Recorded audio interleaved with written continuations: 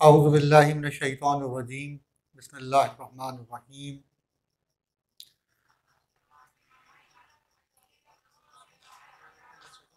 या अय्युहल्लज़ीना आमनुत्तक़ुल्लाहा हक़्क़ा तुक़ातिही वला तमूतुन्ना इल्ला व अंतुम मुस्लिमून वअतसिमू बिहब्लिल्लाहि जमीअन वला तफ़र्रक़ू वज़्कुरू निअमतल्लाहि अलैकुम इज़ कुंतुम अअदाअन फ़अल्लफ़ बैन क़ुलूबिकुम फ़अस्बहतुम बिनिअमतिही इख़वाना व कुंतुम अला शफ़ा हुफ़रतिन मिनन नारि फ़अन्क़ज़कुम मिन्हा कज़ालिक युबय्यिनुल्लाहु लकुम आयातिही लअल्लकुम तहतदून।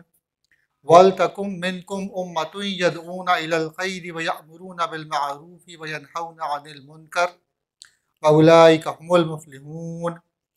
वला तकूनू कल्लज़ीना तफ़र्रक़ू वख्तलफ़ू मिन बअदि मा जाअहुमुल बय्यिनात व उलाइका लहुम अज़ाबुन अज़ीम।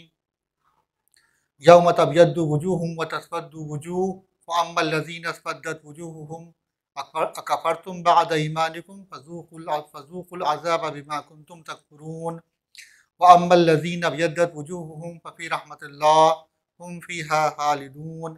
तिल्का आयातुल्लाहि नत्लूहा अलैका बिल हक़्क़ वमल्लाहु युरीदु ज़ुल्मन लिल आलमीन वलिल्लाहि मा फ़िस समावाति व मा फ़िल अर्द व इलल्लाहि तुरजउल उमूर।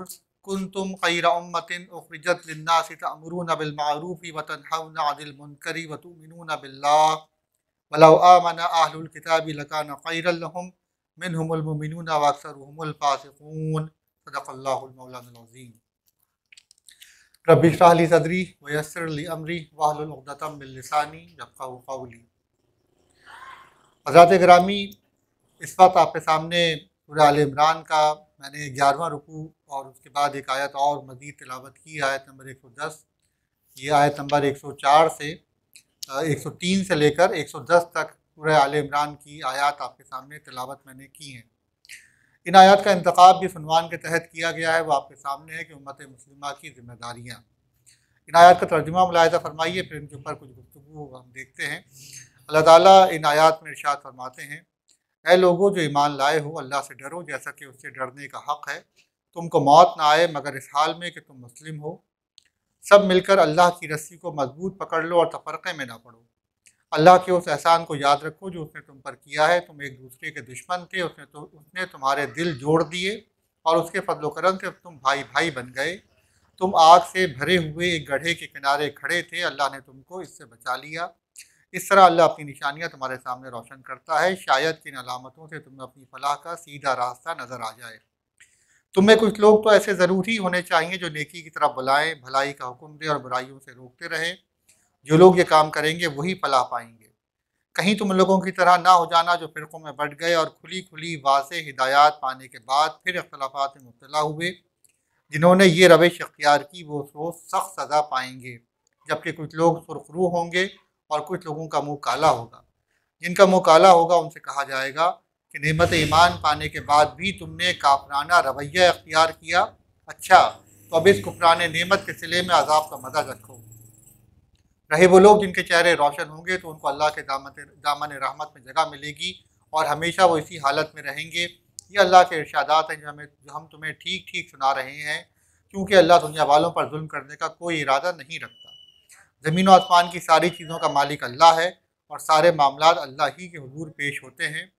अब दुनिया में वो बेहतरीन गुरोह तुम हो जिसे इंसानों की हिदायत और इस्लाह के लिए मैदान में लाया गया है। तुम नेकी का हुक्म देते हो, बदी से रोकते हो और अल्लाह पर ईमान रखते हो।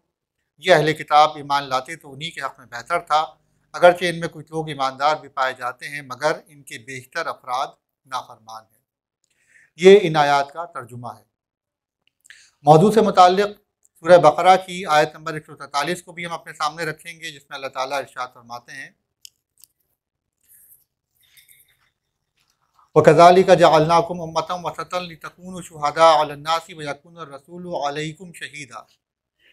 सदक़ल्लाहुल अज़ीम। इस आयत में अल्लाह ताला ने इरशाद फरमाया, आयत नंबर 143 का ये एक हिस्सा मैंने आपके सामने जो तिलावत किया है, अल्लाह ताला इसमें कहते हैं कि और इसी तरह तो हमने तुम मुसलमानों को एक उम्मत वसत बनाया है ताकि तुम दुनिया के लोगों पर गवाह हो और रसूल तुम पर गवाह हो।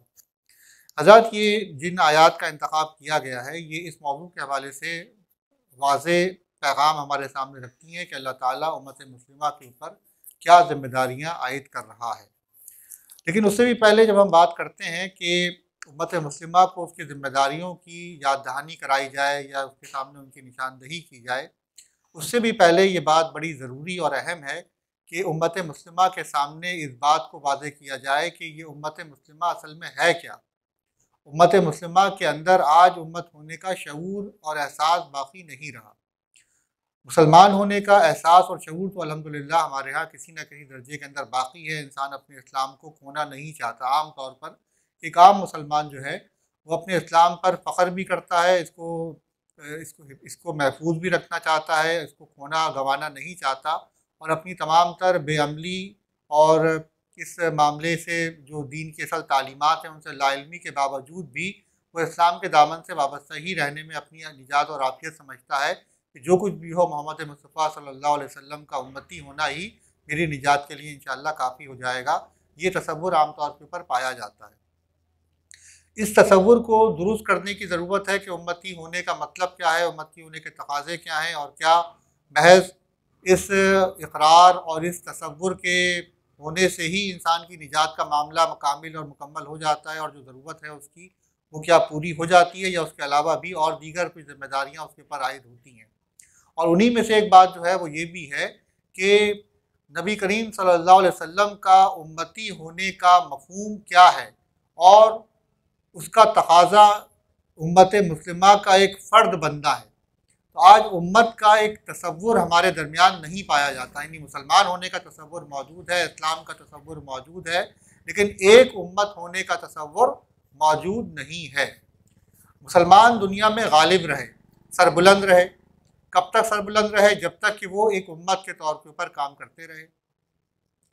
ये उम्मत का तसव्वुर जो था ये हम देखते हैं कि ख़ास तौर पर ये जो कौम परस्ती की वबा आई है और ये कौम परस्ती की वबा कोई आज नहीं आई है। कौम परस्ती की वबा की जो बात की जाए ये दुनिया के अंदर जो पहली जंग अजीम हुई है 1914 से 1919 तक की 5 साल की जो संगीन तबाही हुई और जिसमें लाखों इंसान जो थे वो मौत के घाट उतरे और ये सब मगरबी ताकतों की आपस की चकपलिश का शाखसाना था। तो ये जंग अजीम की नौबत क्यों आई? ये जंग अजीम की नौबत जो आई ये कौम परस्ती के जज्बात के सबब आई कि दुनिया की अक़वाम के अंदर कौम परस्ती का जो तसव्वुर पैदा हुआ। तो कौम परस्ती का तसव्वुर है क्या कि मेरी कौम बरतर है, यानी एक पाकिस्तानी तो मेरी पाकिस्तानी कौम सबसे पहले पाकिस्तान की बात सिर्फ काफ़ी नहीं है बल्कि सबसे अच्छा पाकिस्तान। यानी अच्छा भी क्या कि हम अच्छे हैं तो बाकी सब बुरे हैं। हम और अच्छों के साथ हम अच्छे नहीं हैं, हम अच्छे हैं तो बाकी सब बुरे हैं। सबसे पहले हिंदुस्तान और हिंदुस्तानी कौम परस्ती ये है कि हमारे अलावा सब बुरे हैं। इसी तरीके से अमरीकी कौम परस्ती, ईरानी, सऊदी कौम परस्ती क्या है कि हमारी कौम बरतर और अफजल है और दीगर अक़वाम इसके मुकाबले में कमतर और वो नीच हैं और उनके मफाद को हम नुकसान पहुँचा सकते हैं अपने फ़ायदे को हासिल करने के लिए।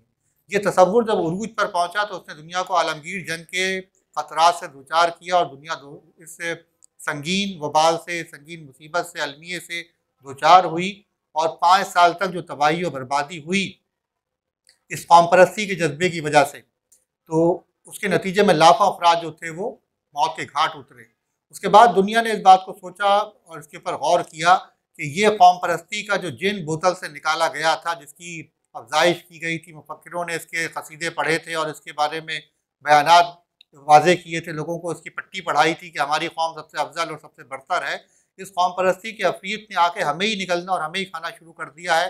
तो उसके बाद फिर बैनुल अक़वामियत का डोल डाला गया। बैनुल अक़वामियत के नज़रियात को उजागर करने की बातें जो थी वो शुरू की गई। मजलिस अक़वाम जो थी 1919 के अंदर बनाई गई कि ताकि दुनिया को आइंदा जंग के ख़तरात से रोका जा सके। लेकिन हम ये देखते हैं कि मजलिस अक़वाम भी नाकाम रही और दूसरी जंग अज़ीम 1939 के अंदर शुरू हो गई।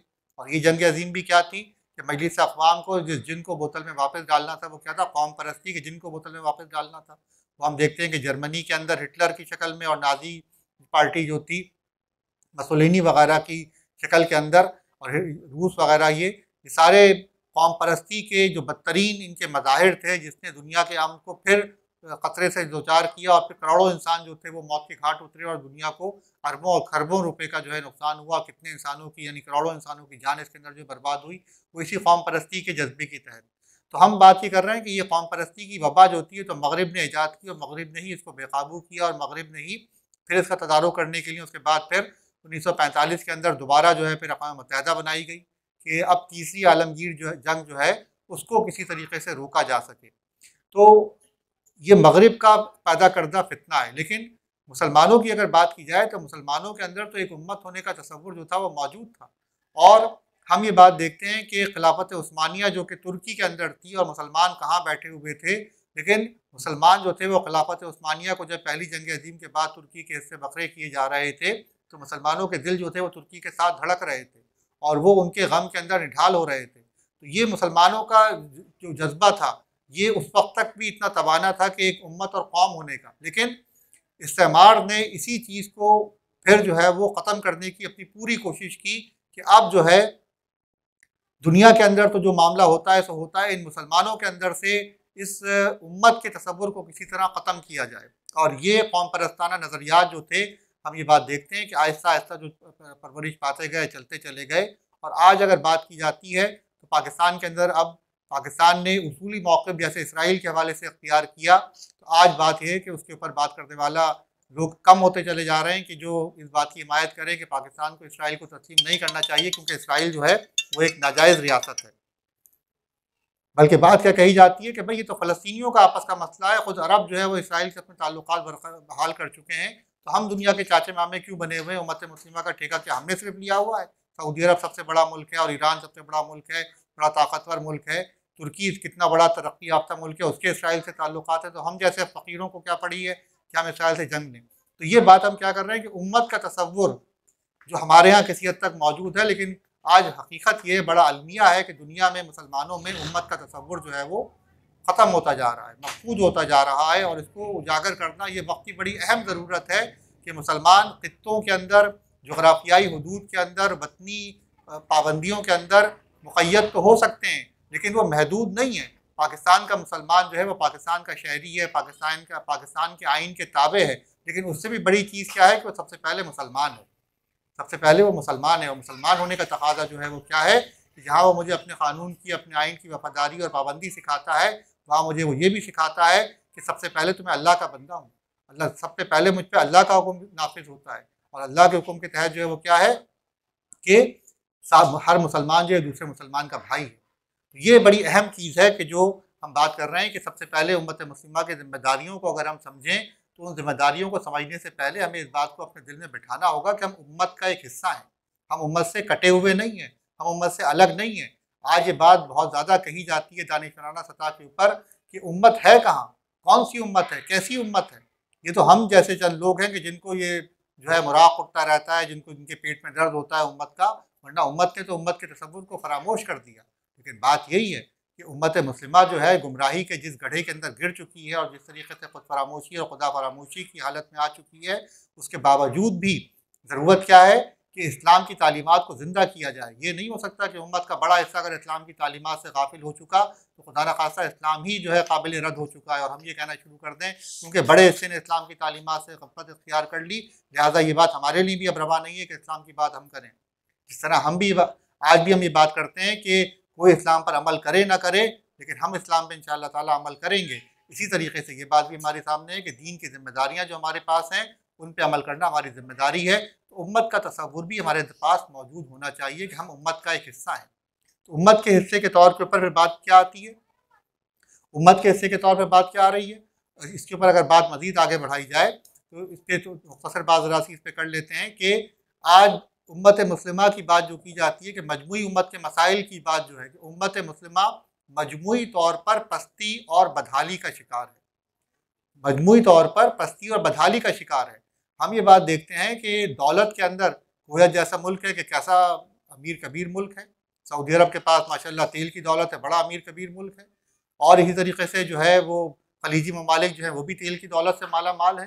लेकिन बात है कि क्या वाकई वो दुनिया के अंदर कोई मुअज़्ज़ज़ मकाम रखते हैं और क्या उनकी कोई दुनिया के अंदर बात उसी तरह मानी जाती है, उनकी बात उसी तरीके से चलती है जैसे कि और दीगर हम दुनिया की सुपर ताकतों की बात करते हैं। क्या कोई मुसलमान अपनी तमाम तर दौलत के बावजूद इस दुनिया के नक्शे के ऊपर इतना वजन रखता है कि जो चाहे वो मनवा सके, जो चाहे वो करना चाहे कर सके? किसी हद तक तुर्की की बात आप कर सकते हैं, लेकिन उसकी महदूदियतें भी हमारे सामने हैं कि कितनी महदूदियतें उसके पास हैं। तो उम्मत मुस्लिमा 50 मुल्कों का नाम है। 50 मुल्क, दुनिया के तकरीबन जो 200 के करीब ममालिक हैं, उनमें से अगर हम बात ही करें तो ये तकरीबन जो बात बनती है कि 1/4 दुनिया के ममालिक जो हैं मुसलमान हैं। और दुनिया के मुसलमानों की आबादी की अगर बात की जाए तो ये तकरीबन 1.92 बिलियन, 1 करोड़ 1 अरब 92 करोड़ के करीब दुनिया के अंदर मुसलमान हैं। तो ये कितनी आबादी बनती है? ये तकरीबन जो बनती है कि 29% जो है दुनिया में मुसलमान हैं। सबसे बड़ा मज़हब जो है वो तो ईसाइयत है दुनिया का, उसके बाद दूसरे नंबर पे मुसलमान आते हैं। ये इतने बड़े मुसलमान हैं, इतने बड़े मुसलमान हैं, लेकिन बात क्या है, वो खुमैनी साहब ने एक बात ये कही थी, अगर मुसलमान जमा होकर इसराइल के ऊपर थूक भी दें सारे मुसलमान, तो इसराइल इतना छोटा सा मुल्क है कि वो उनके थूक में गर्क हो जाएगा। लेकिन इसका दूसरा पहलू क्या है? इसका दूसरा पहलू ये है कि मुसलमान इतने ज़्यादा तफरक़े के अंदर पड़े हुए हैं कि अपने मुश्तरका और अपने मुत्तफ़िक़ा दुश्मन के ऊपर वो थूक भी नहीं सकते, कि जिसके ऊपर वो थूक दें अगर सिर्फ, तो वो उनके थूक में गर्क हो जाए, तो इतना सा काम भी वो नहीं कर सकते कि उसको थूक के ही गर्क कर दें। उसके साथ लड़ाई करना तो बहुत बड़ी बात है, उसके बारे में कुछ और करना, उस पर वो थूक भी नहीं सकते। ये उम्मत मुस्लिमा के इंतशार और इफ्तराक का हाल है। तो ये उम्मत मुस्लिमा एक ताकत है, ये उम्मत मुस्लिमा एक ताकत है। हम ये बात देख रहे हैं कि दूसरी जंग अजीम के बाद से हम ये देखते हैं कि किस तरीके से अक़वाम मुत्तहिदा वजूद में आई, और फिर हम ये बात देखते हैं कि मज़ीद आगे देखिए यूरोपीय यूनियन, ये दुनिया को इन्होंने अलहदगी का दर्ज दिया, कौम परस्ती का दर्ज दिया, लेकिन अब खुद क्या है, खुद जो है मुत्तहिद हो रहे हैं। ये बात समझ में आ रही है कि दुनिया के मसाइल मुत्तहिद होकर ही हल किए जा सकते हैं। ये इंतज़ामी हदबंदियाँ तो ठीक हैं, लेकिन अपनी हदों के अंदर रहते हुए और सिर्फ ये करना कि मैं दुनिया का जो हूँ अपने सारे मसाइल में खुद हल कर सकता हूँ और मैं खुद कफील हूँ, ये दुनिया में किसी के पास जो है ये ताकत नहीं। अमेरिका जैसा मुल्क भी है, वो चाइना का मोहताज है, पैसे दे के ठीक है सहूलतें खरीदता है, लेकिन उसकी ज़रूरत है कि चाइना के साथ ताउन करे, जो उसका 1 नंबर का दुश्मन है। भारत और चीन बदतरीन दुश्मन है, अभी भी उनके ऊपर जो है जंगें उनकी होती रहीं, लेकिन क्या है, दोनों की तिजारत दिन ब दिन बढ़ रही है। ये बड़ा अजीब मामला है कि तिजारत एक तरफ है, जंगें एक तरफ है। क्यों? बहरहाल ये है कि जंगों से नहीं मरेंगे, लेकिन तिजारत रोकने से दोनों मर जाएंगे। दोनों का नुकसान है, जंगों से जितना नुकसान हो रहा है उससे कहीं ज़्यादा नुकसान तिजारत रोकने से दोनों का होगा, क्योंकि तिजारत एक तरफ हो रही है, जंगें एक तरफ हो रही हैं। तो दुनिया क्या है, इत्तेहाद की तरफ जा रही है, दुनिया जो है वो ताउन की तरफ जा रही है। और हम क्या हैं, सबसे पहले पाकिस्तान के नारे हम लगाते हुए खुद अपने बारे में हम ये जो तसव्वुर हमने अख्तियार किया, अफगानिस्तान के साथ जो मामला हमने किया, जो उसका बेड़ा गर्क किया, खुद अपना बेड़ा गर्क कर बैठे। उसका तोरा बोरा क्या बनता कि हमारे यहाँ ना बिजली रही, ना गैस रही, ना पानी रहा, ना अमन अमान रहा, ना कोई और सूरत हाल रही। तो एक बात तो ये कि उम्मत मुस्लिमा का तसव्वुर हमारे पास मौजूद होना चाहिए कि हम उम्मत का हिस्सा हैं। इस तसव्वुर के बगैर हमारी बात आगे नहीं बढ़ सकती और हमारी निजात का मामला हो नहीं सकता। ये बड़ी अहम बात है कि इसको हम समझें और इसके ऊपर गौर करें कि उम्मत मुस्लिमा का हम हिस्सा हैं और इस उम्मत के तकाज़े क्या हैं, इन तकाज़ों के ऊपर जो है वो गौर किया जाए। इसी के साथ फिर हम बात करते हैं कि अल्लाह ताला ने जो बात हमसे यहाँ पर इरशाद फरमाई कि मुसलमानों की बेहतरी का जो मामला किया गया और उनके लिए जो खैर उम्मत के अल्फाज इस्तेमाल किए गए, कि उसमें जो बात उनसे कही गई कि पहली बात तो ये कही गई कि तुम में से एक जमात ज़रूर होनी चाहिए यदूना इलल खैर, कि जो नेकी की तरफ बुलाए और यामरूना बिल मारूफी व यनहाउना अनिल मुनकर, और बुराई से रोके। नेकी की तरफ बुलाए और बुराई से रोके, ये एक जमात जो है वो ज़रूर होनी चाहिए। ये उम्मत मुस्लिमा की जिम्मेदारी है। और ये जिम्मेदारी क्या है, इसके बारे में मुफस्सिरीन ये बात कहते हैं कि एक ऐसी ताकतवर जमात का होना जो नेकी का हुक्म दे। हुक्म देने की बात है, नसीहत की बात नहीं है, नसीहत की बात नहीं है, बल्कि क्या हुक्म की बात है। अमर ताकत के ज़रिए से, डंडे के ज़ोर के ऊपर जो है मनवाए इस बात को, और यनहाउना रोके, डंडे के ज़ोर पे, ताकत के ज़ोर के ऊपर बुराई से रोके, ये ताकत का होना। तो ये क्या है, ये खिलाफत की बात है, खिलाफत का इदारा कायम करने की बात है कि खिलाफत का इदारा जो है वो मुसलमानों के अंदर कायम होना चाहिए। तो ये बात अगर देखी जाए कि मुसलमानों के अंदर, और खिलाफत की बात क्या है, खिलाफत के इदारे की बात अगर आज जदीद इस्तिलाह के अंदर की जाए तो खिलाफत सिर्फ ये नहीं है कि जहाँ पे खलीफतुल मुस्लिमीन का कोई उन्वान लेके और टाइटल लेके बैठेगा तो वही खलीफतुल मुस्लिमीन है। जैसे कि हमारे ये दाइश वालों ने दावा किया कि भाई खलीफतुल मुस्लिमीन तो हमारा है, सब इसकी इताअत करो। ये सरियन गुमराही की बात है। इस्लाम के सियासी निज़ाम के अंदर जो बात है उसके अंदर नाम कुछ भी रख दिया जाए, गुंजाइश निकल सकती है। असल चीज़ क्या है, हुक्मरान जो है वो अगर पाबंद शरीयत है, पहली शर्त क्या है, अवाम की मर्जी से हुक्मरान बने। दूसरी बात यह कि पाबंद शरीयत हो, शरीयत का कानून नाफिज करे, अपनी मर्जी के फैसले ना करे। और तीसरी बात जो है वो क्या है कि बैतुल माल अवाम की जो है वो मिल्कियत होना चाहिए। ये अगर जिस निज़ाम हुकूमत के अंदर भी ये तीन खुसूसियात पाई जाएंगी, अवाम की मर्जी के साथ वो हो, अवाम की मर्जी से हुकूमत कर रहा हो, शरीयत की पाबंदी की जा रही हो, बैतुल माल जो है वो अवाम की यानी बादशाह की या हुक्मरान की या खलीफा की, जो भी उसका नाम रखिए, वज़ीर आज़म रख दीजिए, सदर रख दीजिए, उसकी ज़ाती जागीर ना हो। और चौथी बात एक और मज़ीद भी क्या है, वामुर शूरा बैनहुम के मशवरे से निज़ाम चलाया जाएगा। डिक्टेटरशिप नहीं होगी कि बादशाह तन्हे तना सारे फैसले खुद करता रहेगा और किसी से कुछ पूछेगा नहीं।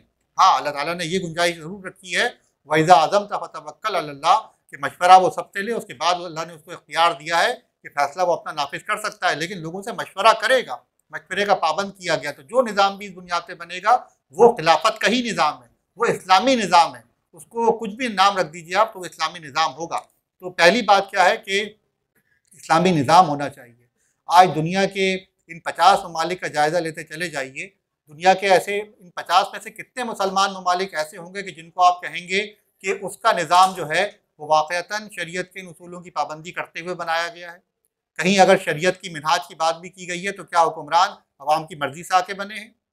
और क्या बैतुल माल को अवाम की मर्ज़ी के मुताबिक और उनके फ़ायदे के लिए खर्च किया जा रहा है? क्या वाकई शरीयत का निज़ाम नाफिज है? दुनिया का पूरा जायज़ा लेते चले जाइए तो बात क्या होगी, इक्का दुक्का के अलावा आपके सामने कोई और मिसाल नहीं आ सकेगी कि हम कह सकें कि हाँ भाई शरीयत यहाँ पर नाफिज है, यहाँ वाकई जो है वो शरीयत का निज़ाम नाफिज है। तो पहली बात तो ये है कि उम्मत मुस्लिमा की जिम्मेदारी है कि वो शरीयत का निज़ाम नाफिज करे। खिलाफत राशिदा का जो मॉडल हमारे सामने पेश किया गया है, उस खिलाफत राशिदा के मॉडल की इस दुनिया के अंदर जो है वो तनफीज करके दिखाए, दुनिया को दिखाए कि आज भी इस्लाम काबिल अमल है।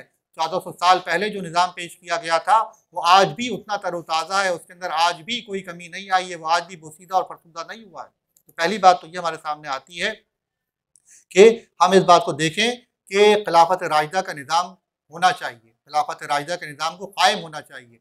पाकिस्तान की बात भी अगर की जाए तो पाकिस्तान के आइन के अंदर तो लिख दिया गया कि कोई कानून कुरान और सुन्नत के मनाफी नहीं बनेगा। इंतखाबात का इदारा भी रख दिया गया कि लोग अपनी मर्जी से अपने हुक्मरान को मुंतखब करें, और हुक्मरान के कर्ज के ऊपर भी पाबंदी लगा दी गई और सब चीज़ें आइनी तौर के ऊपर लिख तो दी गई।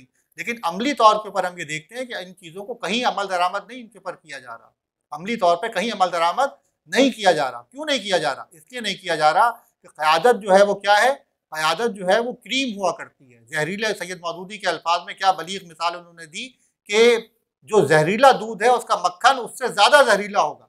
एक पाव दूध पीने से आपको जितना नुकसान होगा उससे कहीं ज़्यादा नुकसान जो होगा, उस एक पाव दूध का अगर आप मक्खन निकालें तो छोटा सा आधा चमचा निकलेगा, तो वो मक्खन अगर आप खा लें उससे ज़्यादा आपको नुकसान हो जाएगा जो आपको एक पाव दूध पीने से होगा। तो जहरीले दूध का मक्खन उससे बहुत ज़्यादा जहरीला होगा, क्योंकि मक्खन में ज़्यादा खूबियाँ सबसे ज़्यादा जमा होती हैं। तो जहरीले दूध की खूबी क्या है? ज़हर है, उसकी सबसे ज़्यादा जहर उसके अंदर आ जाएगा। तो बात ये आ रही है कि जहरीले दूध का जहरीला मक्खन, ये अवाम, हमारे अवाम जो है, मैं और आप जो है, हम अवाम हैं, हमारी अपनी दीन से वाबस्तगी क्या है, हमारा दीन पे अमल करने का जज्बा क्या है, इस बात का अगर जायज़ा लिया जाए तो हम इस बात को बहुत अच्छी तरह समझ सकते हैं। हुक्मरान जो है वो कौन है? वो हमारा ही परतो तो है, ये हम पर कहीं से नाजिल नहीं होगा, इनको हमने ही मुंतखब किया है, इनको हम ही लेकर आए हैं। धांधलियाँ होती हैं, सब कुछ हुआ करता है, लेकिन बहरहाल कोई भी हुक्मरान जो है ज़बरदस्ती सर पे आके ऐसे नहीं बैठ जाया करता कि लोगों में 100% उसकी मुखालफत पाई जाती है या माशरे का बड़ा तबका उसका मुखालिफ है और वो ज़बरदस्ती सबके सरों पे आके बैठ जाएगा।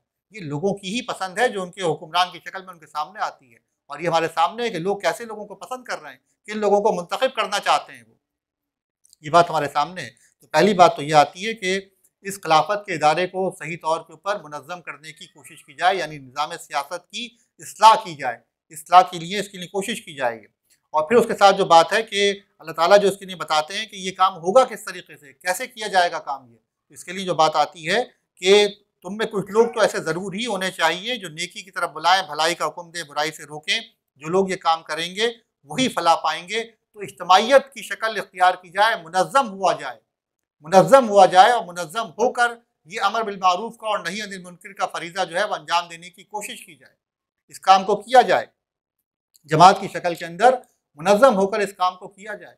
नबी करीम सल्लल्लाहु अलैहि वसल्लम की तालीमात हमारे सामने जो आती हैं, आप हुज्जतुल विदा के अंदर आप क्या बात कह के गए कि बल्लिगु अन्नी वलव आया, कि पहुँचाओ मेरी जानिब से चाहे एक आयत ही क्यों ना हो, एक आयत ही क्यों ना हो, इसको दूसरों तक मुंतकिल करो, दूसरों तक इसको पहुँचाओ, ये तुम्हारी जिम्मेदारी है। नबी करीम सल्लल्लाहु अलैहि वसल्लम ने ये बात हमारे सामने वाज़ेह की।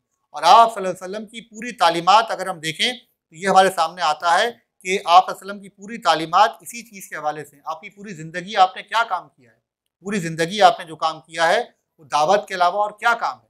पूरी ज़िंदगी नबुव्वत की जब से आप इब्तिदा हुई है, उस वक्त से लेकर जब तक आप अल्लाह के पास तशरीफ़ लेके चले गए, दुनिया से आपने जो है किनारा कशी इख्तियार की, उस वक्त तक आप 23 साल की नबवी ज़िंदगी के अंदर क्या काम अंजाम देते रहे। एक ही काम आपने अंजाम दिया मजमूई तौर के ऊपर, जो आपने क़िताल किया, जो आपने जिहाद किया, जो आपने जद्दोजहद की, उसमें नमाज़ें, रोज़ा, हज, ज़कात, तिलावत कुरान मजीद, तबलीग, दावत दीन, ये सब के सब जो थे मामलात क्या थे, ये इक़ामत दीन की जद्दोजहद थी। पूरी की पूरी मजमूई तौर पर इस जद्दोजहद का जो अगर एक उन्वान रखा जाए, इस पूरी जो कशमकश का उन्वान रखा जाए, नबी करीम वसल्लम की नबवी ज़िंदगी का उन्वान रखा जाए, तो ये इक़ामत दीन की जद्दोजहद आप वसल्लम ने जो है पूरी की पूरी की, और यही अपना विरसा आप छोड़ के गए उम्मत के सामने। ये इक़ामत दीन की जद्दोजहद जो है, यही तुम्हारी फलाह का रास्ता भी है, यही तुम्हारे उरूज का रास्ता है, और यही तुम्हारी सरबुलंदी का जो है रास्ता है। इसके लिए आप वसल्लम ने खैर उम्मत की जो बात हमसे की गई, तो ख़त्म नबूवत का जो तकाज़ा है, ख़त्म नबूवत के तकाज़े की बात जो की जाती है, तो क्या कि बनी इसराइल के अंदर जैसे कि साबका उनके अंबिया काम किया करते थे, तो हमारी ज़िम्मेदारी उसी तरीके से लगाई गई कि हम नबी करीम सल्लल्लाहु अलैहि वसल्लम के पैगाम को लेके खड़े हों, इस दीन की दावत को लेके खड़े हों, और दूसरों के सामने इसका अमली नमूना पेश करें। ये नबी करीम सल्लल्लाहु अलैहि वसल्लम ने हमें बात बताई, और आपकी पूरी ज़िंदगी से हमें करके दिखाई। आप सल्लल्लाहु अलैहि वसल्लम ने ये बात इरशाद फरमाई कि पहुँचाओ मेरी जानिब से, और उसके साथ ये बात भी कही कि उन लोगों तक जो आज यहाँ मौजूद नहीं है, उन तक मेरी बात पहुँचा दो, कि उन तक पहुँचा दो। फल युबल्लिगु शाहिदुल गायब, कि जो मौजूद नहीं है उन तक मेरी बात को मुंतकिल करो, मेरी बात को पहुँचाओ। यानी जिस तक ये बात पहुँचती चली जाए, तो वो ख़जाने पे सांप बन के ना बैठ जाए, वो इसको अपने आप तक महदूद ना करे, बल्कि इसको दूसरों तक मुंतकिल करे। ये नबी करीम सल्लल्लाहु अलैहि वसल्लम ने सबसे जो है, आप सल्लल्लाहु अलैहि वसल्लम ने उम्मत से इकरार भी लिया। आप सल्लल्लाहु अलैहि वसल्लम ने उम्मत से इस बात का इकरार लिया कि क्या मैंने तुम तक बात मुंतकिल कर दी, क्या मैंने तुम तक बात मुंतकिल कर दी। 3 दफ़ा आप सल्लल्लाहु अलैहि वसल्लम ने उम्मत से इकरार लिया। लोगों ने कहा कि हाँ अल्लाह के रसूल, आपने बात हम तक मुंतकिल कर दी। आपने कहा कि अल्लाह तू गवाह रहे, ए अल्लाह तू गवाह रहे, ए अल्लाह तू गवाह रहे, कि मैंने ये फ़र्ज़ अदा कर दिया। ये फ़रीज़ा रिसालत था, और यही उम्मत मुस्लिमा का भी फ़र्ज़ है, ये उम्मत मुस्लिमा का फ़र्ज़ है। सूरह बकरा के अंदर अल्लाह ताला ने जो बात इरशाद फरमाई, कज़ालिका जअलनाकुम उम्मतन वसता, कि हमने तुम्हें उम्मत वस्त बनाया। और यहाँ सूरह आल इमरान के अंदर जो बात इरशाद फरमाई, खैर उम्मत, बेहतरीन उम्मत, उम्मत वस्त और खैर उम्मत, ये दोनों हमानी अल्फाज के तौर पे इस्तेमाल किए गए कि बेहतरीन उम्मत जो है, और अतदाल के ऊपर जो उम्मत कायम है, वो उम्मत बेहतरीन उम्मत है। तो उसको बेहतरीन किस बुनियाद के ऊपर कहा जा रहा है? उसको बेहतरीन इसी बुनियाद के ऊपर कहा जा रहा है कि जो सिफत उसकी बयान की जा रही है वो क्या है, कि लोगों पर गवाह बने, वो लोगों पर गवाह बने, शहादत अलन्नास लितकूनु शुहदा अलन्नास, के लोगों के सामने गवाही दे, हक की गवाही दे। जो अमर बिल मारूफ की बात है कि नेकी का लोगों को हुक्म दे, तो उस नेकी के ऊपर अमल करता हुआ एक मुसलमान पहले दुनिया को खुद नजर आए। अगर वो नमाज की दावत दे रहा है, तो पहले नमाज की अव्वलीन सफ में खुद मौजूद हो। वो अगर इंफाक की बात कर रहा है, तो इंफाक करने वाला सबसे पहले वो खुद मौजूद हो। वो अगर जिहाद फी सबीलिल्लाह की बात कर रहा है, तो उसके अंदर कुर्बानी जानी और माली देने वाला जिहाद की अव्वलीन सफ़ों के अंदर वो खुद नज़र आना चाहिए। ये वो चीज़ है कि ज़बान का इंसान जो है, वो सिर्फ लिप सर्विस जो कहलाती है, कि सिर्फ जो है ज़बानी कलामी बातें यहाँ नहीं चाहिए, बल्कि क्या अपने अमल से गवाही दे, अपने कौल की, अपने अमल से पहले खुद गवाही दे। ये चीज़ है कि लोगों के सामने आपके गवाह बन के, हक़ के अलमबरदार बन के खड़े हो जाओ। आदमी नहीं सुनता आदमी की बातों को, तय करे अमल बनकर गैब की सदा हो जा। तू है जब सदा उसकी, तो क्या है फिर सदा तेरी।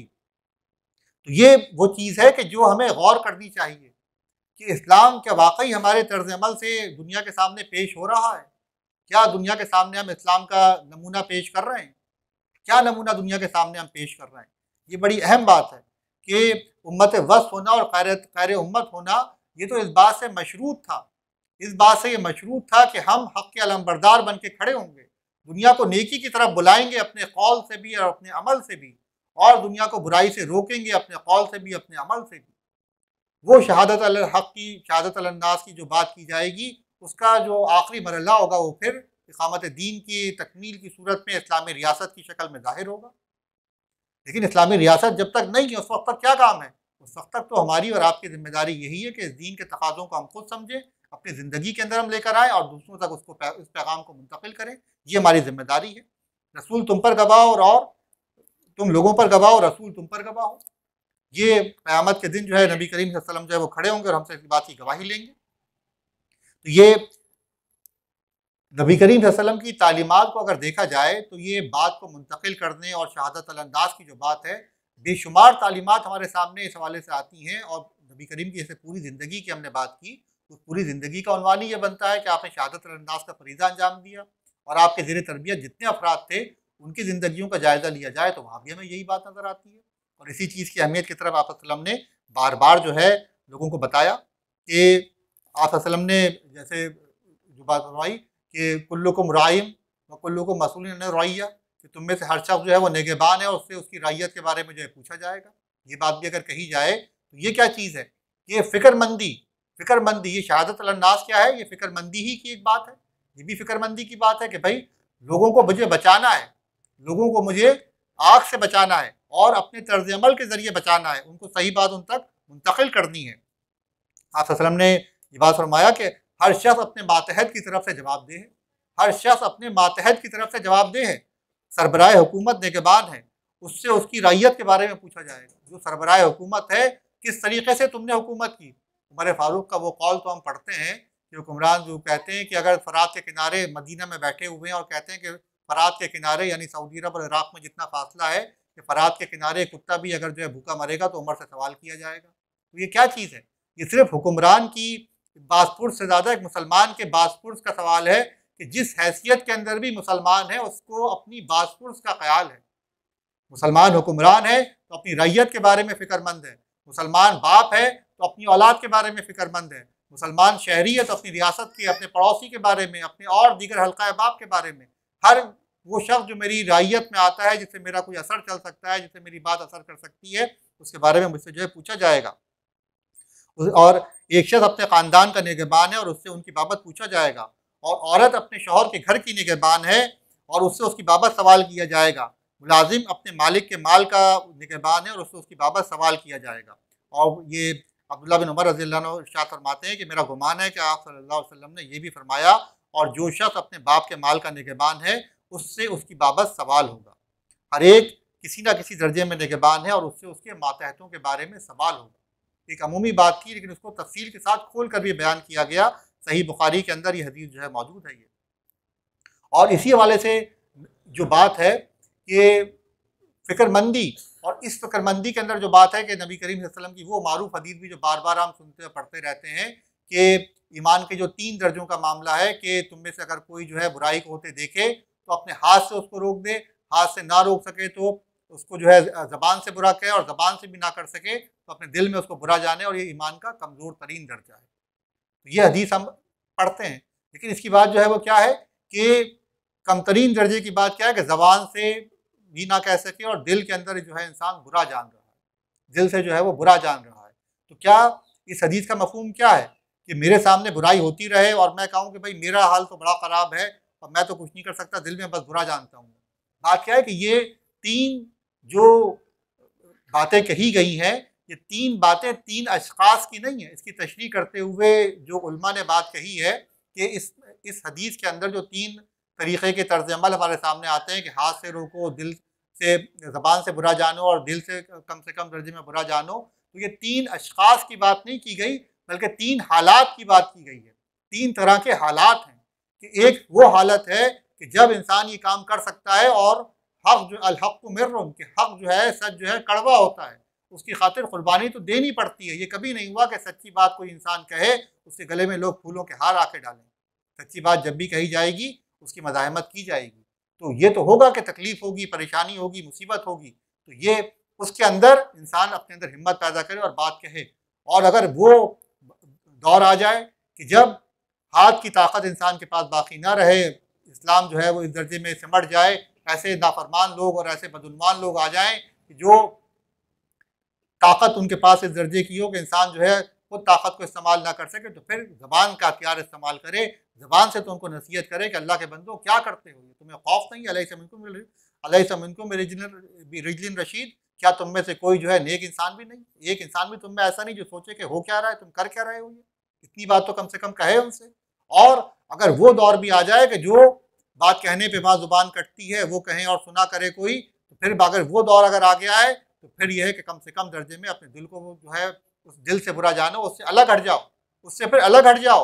ये ना हो कि उनके मजलिसों में उनके शरीक बन के बैठे रहो, दिल में बुरा गालियाँ दे रहे हो और मजलिसों में उनके साथ शरीक हो, उनके मामलात में उनके तुम पूरे के पूरे माविन बने हुए हो और दिल में गालियाँ दे रहे हो। नहीं, अपना अख्तिलाफ जाहिर करो और उनसे अलग हट जाओ कि जहाँ अल्लाह की नाफरमानी हो, अल्लाह की बगावत हो, उनसे अलग हट के रहो। तो ये वो बात है। और इसी नही अनिल मुनकर की जो बात है वो बात क्या है कि अमर बिल मारूफ की बात तो किसी न किसी दर्जे के अंदर हो जाती है, इंसान कर लेता है। असल जो इम्तहान हुआ करता है वो क्या है, वो नही अनिल मुनकर का मामला है, नही अनिल मुनकर का मामला है। देखिए, अमर की बात जो है सबसे बड़ा मामला जो इसका हुआ करता है कि नही अनिल मुनकर की बात जो है कि बाप अपनी औलाद को डांटता है या बाहर कहीं कुछ गलत काम इंसान होता हुआ देखता है उसके पर कुछ बात करता है। असल जो मामला है मुनकर का वो क्या है, आज के दौर के अंदर अगर बात की जाए कि आज के दौर में सबसे बड़ा जो फितना है वो क्या है, वो रियासत का फितना है। सबसे बड़ी ताकत भी रियासत की है, सबसे बड़ी क़ुव्वत भी रियासत की है। ये क़ुव्वत अगर खैर की क़ुव्वत हो तो इससे बड़ा कोई काम नहीं लिया जा सकता, और ये क़ुव्वत अगर शर की क़ुव्वत है, जैसे कि आज 99.9% रियासत की क़ुव्वतें शर के मामले में इस्तेमाल हो रही हैं, तो इससे ज़्यादा कोई फसाद की जगह नहीं है। अब इस रियासत से टक्कर इंसान किस तरह लेगा, तो आफियत का रास्ता क्या है भाई, रियासत के मामला से हम सियासत से अलग हैं, हमारा सियासत से कोई ताल्लुक नहीं है। इतनी मत तो अपने अंदर हम पाते नहीं कि कह सकें कि हाँ भाई सर कटाने को तैयार हैं और अल्लाह के रास्ते में जिहाद हम करेंगे। हम सियासत से अलग थलग, हम बस सिर्फ ये है भाई चलो ठीक है, बस जो मारूफ बातें हैं उनका हम हुक्म दे देते हैं, हुक्म भी क्या देते हैं, नसीहत कर देते हैं, लोगों को बता देते हैं, समझा देते हैं। लेकिन अल्लाह की जो असल बगावत, ये तख्त के ऊपर जो तागूत बने बैठे हुए हैं, ये जो बागी बने बैठे हुए हैं, ये अपना हुक्म चला रहे हैं, ये नाफिज कर रहे हैं, इनको आज़ादी है, ये जो चाहे करते रहें और सब सारे मामला इनके चलते रहें। तो असल नही अनिल मुनकर का असल मामला है वो क्या है, वो रियासत के निज़ाम की दुरुस्ती का है कि रियासत का निज़ाम जब तक दुरुस्त नहीं होगा, जब तक कि इक़्तिदार अल्लाह के नेक और फरमाबरदार बंदों के हाथ में नहीं आएगा, उस वक्त तक जो है फितना और फसाद ख़त्म नहीं हो सकता। ना शिर्क का कला कमा हो सकता है, ना फितना और फसाद ख़त्म हो सकता है, जब तक कि अल्लाह के फरमाबरदार बंदे तख्ते सल्तनत, तख्ते हुकूमत के ऊपर जो है वो शरीर आरा नहीं होंगे। तो ये बुनियादी चीज़ है। तो आफियत जो है वो इंसान को क्या रास्ते दिखाती है कि भाई ठीक है, हम इस मामले से तो अलग थलग हैं कि भाई सियासत से हमारा ताल्लुक नहीं है। हाँ भाई, लोगों को बता देते हैं, समझा देते हैं भाई ये गलत है, ये गलत है, ये गलत है। लेकिन जो उस गलत का, जो खराबी का असल सर चश्मा है, उससे हमारा कोई इख्तलाफ नहीं, उससे हमारा कोई झगड़ा नहीं, उसके बारे में हमारे कोई राय नहीं, उसके बारे में लोगों की हम कोई जहन साजी नहीं करते कि खराबी की असल जड़ जो है वो ये है। खराबी की असल जड़ जो है वो ये है, गटर का पानी घर के अंदर आ रहा है, लोगों को ये तो बता देते हैं कि भाई पानी नापाक है, ये हो रहा है, वो हो रहा है, इसको बाहर निकाल के फेंक दो। लेकिन जो गटर बाहर उबल रहा है हुकूमत का, उस गटर को साफ करने को हम तैयार नहीं है। तो हज़रात ग्रामी, ये वो बात है कि हमें इसको समझना होगा। इसके ऊपर इसको समझे बगैर ये मामला जो है वो हो नहीं सकता कि हम इस निज़ाम को दुरुस्त किए बगैर जो है अपने दीनी तकाज़ों को भी समझ सकें। दीनी तकाज़े तो एक तरफ बात है कि आज जिन मसाइल का हम शिकार हैं, आज एक शहरी के तौर के ऊपर, एक रियासत के बाशिंदे के तौर के ऊपर, एक पाकिस्तान के शहरी के तौर पर भी हम अगर बात करते हैं, या दीगर शहरों की भी, दीगर मुल्कों की भी अगर हम बात करें, पूरी दुनिया जो है जिस फसाद से दो चार है, जिस खराबी से दो चार है, उसका सबब क्या है? उसका सबब जो है वो बुनियादी तौर के ऊपर यही है कि खुदा के बागी और खुदा से मुनकर जो है वो हुक्मरान बने बैठे हुए हैं, और उनको असल फ़िक्र जो है वो क्या है कि दुनियावी लज्जतों और आसाइशों को बढ़ाने और उसकी जो है उसमें इजाफा करने की है। तो उसकी वजह से दुनिया जो है पूरी की पूरी क्या है, फितना और फसाद का घर बन के रह गई है। हर तरफ जो है हमें नज़र आता है कि फितना और एक फसाद है। तो ये वो चीज़ है कि जिसको अगर हमें दूर करना है तो उसके लिए क्या होगा कि अल्लाह की इताअत और बंदगी के अंदर आना होगा। तो उम्मत मुस्लिमा की जिम्मेदारी कितनी बड़ी है। उम्मत मुस्लिमा को तो हक़ का अलमबरदार बन के लोगों के सामने खड़ा होना था। अगर जैसे बात आती है भाई कोरोना की वबा आई, तो कोरोना की वबा के अंदर के इलाज, इसका इलाज क्या है? चीन ने जो है इसकी वैक्सीन ईजाद की, मलेशिया ने वैक्सीन ईजाद की, अमेरिका ने ईजाद की। उन्होंने बताया भाई आओ हमारे पास आओ, हमारे पास इस वबा का इलाज मौजूद है। दुनिया जो है उनसे करोड़ों रुपए की, अरबों रुपए की जो है दवाएं जो है दवासाज कंपनियों ने बना बना कर जो है बेची और फ़ायदा कमाया। दुनिया ने उनकी तरफ रुजू किया कि दुनिया मर रही थी बीमारी से, उसने कहा कि हाँ भाई इलाज इनके पास है, इनसे रुजू करो। तो आज जो इंसान इस अपनी आपस की नाचाकियों, दुश्मनियों, कौम परस्ती के और दीगर जो इंसान परस्ती के नताइज भुगत रहा है खुदा परस्ती को छोड़कर, उसका नतीजा जो आलमगीर फितना और फसाद की सूरत में हर तरफ बर्पा हो चुका है कि घर घर के अंदर जो है वो जंग हो रही है। घर घर के अंदर जंग से मुराद क्या है? आपस के ताल्लुकात ख़राब है, मियाँ बीवी में आपस में क्या है, एक दूसरे पर एतमाद नहीं है, एक दूसरे के जो है एक दूसरे को धोखा देने के जो है वो मौके तलाश करते रहते हैं। भाई भाई का दुश्मन बना हुआ है, पड़ोसी पड़ोसी के खिलाफ हो चुका है। ये चीज़ हमें हर जगह नज़र आती है, चाहे मुस्लिम माशरा हो चाहे गैर मुस्लिम माशरा हो, हर तरफ की सूरत हाल है। इस्लाम ये एक मुसलमान के तौर पर हम ये बात कहते हैं कि हमारे पास इस्लाम जो है इसका हल मुकम्मल तौर पे फराहम करता है। इन सब मसाइल का हल जो है वो इस्लाम के पास है। लेकिन कौन से इस्लाम के पास है? जो इस्लाम मेरे पास है, जिसका नमूना मैं पेश कर रहा हूँ, जिसका नमूना हमारा माशरा पेश कर रहा है, उसको देख के कौन आएगा? उस इस्लाम को देखकर, हम जैसे मुसलमानों को देखकर कौन इस्लाम के करीब आएगा? कौन कहेगा कि हाँ लाओ ये दवा मुझे भी दो, मैं भी इस दवा को इस्तेमाल करूँगा? हज़रात ग्रामी, ये वो चीज़ है कि जो उम्मत मुस्लिमा की अव्वलीन जिम्मेदारी है कि वो हक़ की अलमबरदार बनकर खड़ी हो जाए, हक़ की अलमबरदार बनकर खड़ी हो उम्मत के तौर के ऊपर। ये हम बात ये नहीं कर रहे कि पाकिस्तान, ईरान, तुर्की और सारे अफगानिस्तान मिलकर कोई ब्लॉक बनाए, वो तो बहुत बात की बात है। अल्लाह करे कि वो वक्त आए और OIC को फ़ाल हम कर सकें, सब कुछ हो सके। हज़रात ग्रामी, बात तो आज ये है कि आज 5D के इस मोहल्ले के अंदर हम बैठे हुए, हम यहाँ से पास पड़ोस से ही उठ कर आए हैं। आज हम अपने आप को तैयार करने का अज़्म करें कि हम दीन के तकाज़ों को समझेंगे और उसके मुताबिक अपने घर को तैयार करेंगे, अपने मोहल्ले को हम तैयार करेंगे। और उसके लिए जो बुनियादी चीज़ क्या है कि मिल के इज्तमाइयत के साथ जद्दोजहद करेंगे। ये बुनियादी चीज़ है, ये बुनियादी पैगाम है कि जिसके बगैर जो है वो कभी भी माशरा तरक्की नहीं कर सकता और आगे नहीं बढ़ सकता। और तरक्की की बात भी छोड़ दीजिए, तरक्की हो या ना हो, ज़िंदगी तो बसर हो ही जाती है। असल बात क्या है कि मरने के बाद अल्लाह के सामने जब हाज़िरी होनी है तो अल्लाह को हम क्या मुँह दिखाएंगे? अल्लाह को हम क्या मुँह दिखाएंगे? बनी इसराइल की मजम्मत करते हुए, यहूदियों को बुरा कहते हुए हमारी ज़बानें जो हैं वो खुश्क होती रहती हैं कि यहूदियों ने ये और फलां उनका पर ये अज़ाब है, वो अज़ाब है। उम्मत मुस्लिमा की बात क्या है? नबी करीम सल्लल्लाहु अलैहि वसल्लम ने क्या बात इरशाद फरमाई? आप सल्लल्लाहु अलैहि वसल्लम ने इरशाद फरमाया कि तुम बनी इसराइल की पैरवी करोगे। और आप सल्लल्लाहु अलैहि वसल्लम के अल्फाज हैं कि उनमें से अगर कोई अपने चूतड़ों के बल घिसटता हुआ गो के बिल के अंदर गया तो तुम भी ऐसा ही करोगे, तुम भी ऐसा ही करोगे। आप सल्लल्लाहु अलैहि वसल्लम के इतने वाज़ेह अल्फाज हैं और आज उम्मत उसी रस्ते के ऊपर है। हज़रात, इस रस्ते से जब तक पलटेंगे नहीं और अल्लाह की तरफ हम राग़िब नहीं होंगे, इस किताब की तरफ, नबी करीम सल्लल्लाहु अलैहि वसल्लम की सुन्नत की तरफ और इज्तिमाइयत की तरफ, कि जो ग़लबा दीन की जद्दोजहद करे और हम उसके अंदर शरीक हो जाएँ और अपने दीनी फ़राइज़ को समझें, सीखें, अमल करें और दूसरों को भी इसकी हम दावत दें। हज़रात ग्रामी, यही वो बुनियादी काम है जो हमें करना है, जिसके लिए हम दावत देते हैं, जिसके लिए हम लोगों को बताते हैं और ख़ुद भी करने की इसकी हम कोशिश करते हैं। हमारी तमाम कोशिशों का महवर जो है वो यही बात है और यही बात होनी चाहिए। अल्लाह ताला से दुआ है कि जो कमी कोताही ख़ामी इस काम के अंदर रह जाती है, रह गई है, अल्लाह ताला अपने फ़ज़ल ख़ास से उसको माफ़ फ़रमाए। जो बात यहाँ पे कही गई उसमें जो बात सही है, अल्लाह ताला अपने फ़ज़ल से उसको कबूल करे और जो गलती कोताही उसके अंदर हुई है, जो बतक़ाज़ाए बशरियत बात गलत हुई है, अल्लाह ताला उसके ऊपर माफ़ फ़रमाए, उससे मुआवज़ा ना करे और हमें उसके शर से महफूज़ व मामून फ़रमाए। व आख़िरु दअवाना अनिल हम्दुलिल्लाहि रब्बिल आलमीन।